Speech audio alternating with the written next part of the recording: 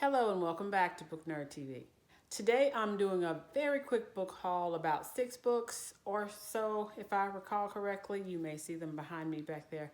And then a short discussion about how I intend to approach 2021, my book buying, and of course expanding the kind of books I read, the kind of authors I read.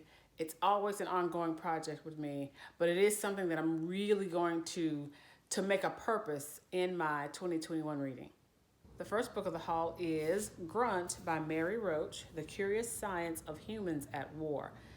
Mary Roach is one of those authors whose nonfiction writing I truly enjoy. I think I've read all of her previous, well, maybe I should say most of her previous nonfiction books. So I anticipate that I shall enjoy Grunt just as well as I did her other offerings. Book number 2 is Girling Up, How to Be Smart, Strong, and Spectacular by Mayim, Bialik, PhD. And yes, this is the same Mayim Bialik from The Big Bang Theory. Surely by now people know that she is not only an actress, a creative, but she is also someone who pursued and attained her PhD. I'm interested in her writing because I remember her from when she played Blossom, again, dating myself. And so just curious to see what her thoughts are about girlhood and growing up girl, right, in these United States. So very interested. Hopefully I'll find this interesting. Book number 3 is Midnight in Chernobyl by Alan Higginbotham. This book was all the rage in 2020. As a part of the BookTube Prize in 2020, Midnight in Chernobyl was one of the books that was a part of the nonfiction section.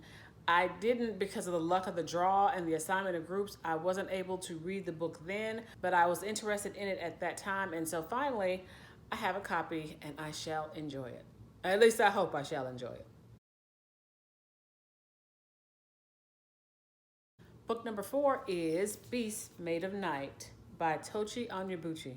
I have heard of Tochi Onyebuchi's work through several different booktubers, especially on Black BookTube.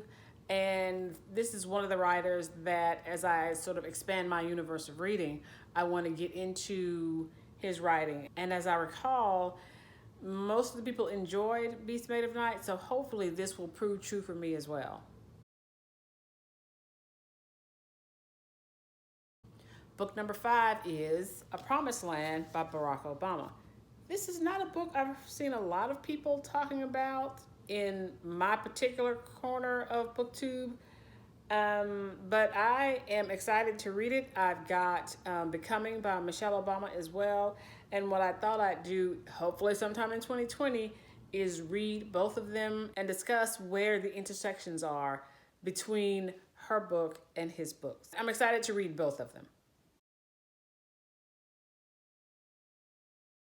Book number 6 is The Poppy War by R.F. Kuang.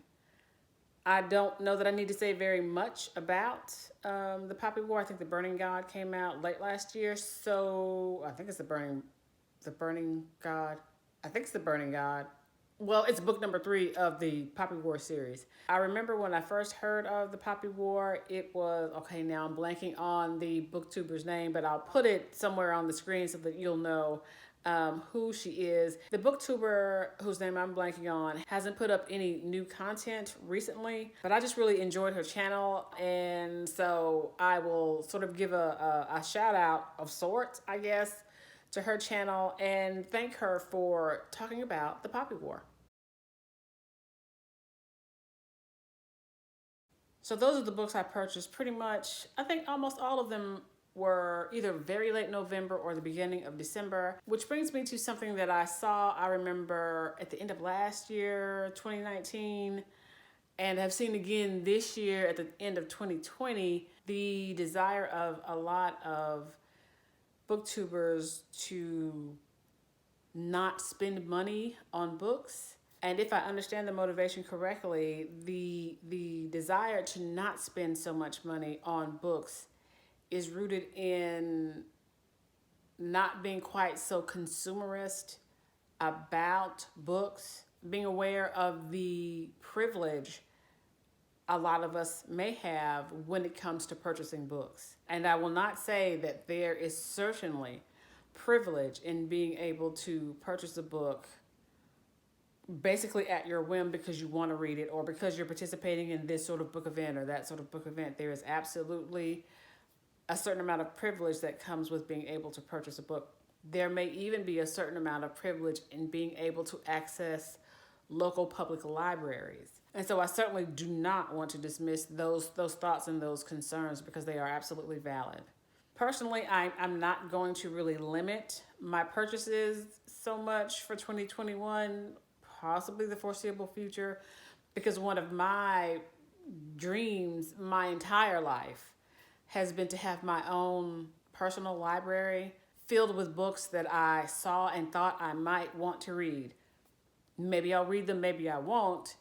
And I understand that that kind of dream and the ability to put that sort of plan in motion, the ability to purchase random books that I think I may like, is a privilege. And so I will acknowledge the privilege in building one's own personal library.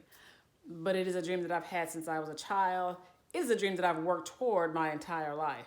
For me, a personal library is my room of one's own.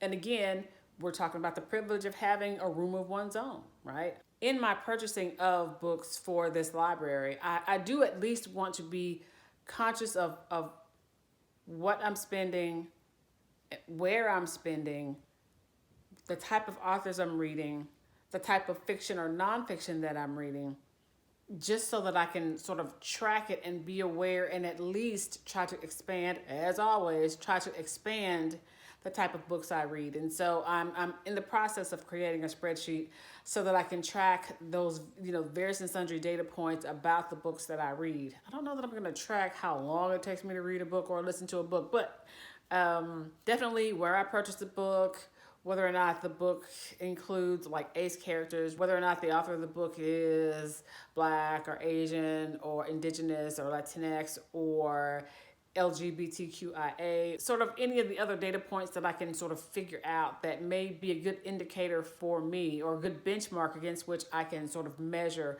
my future reading and my future purchases.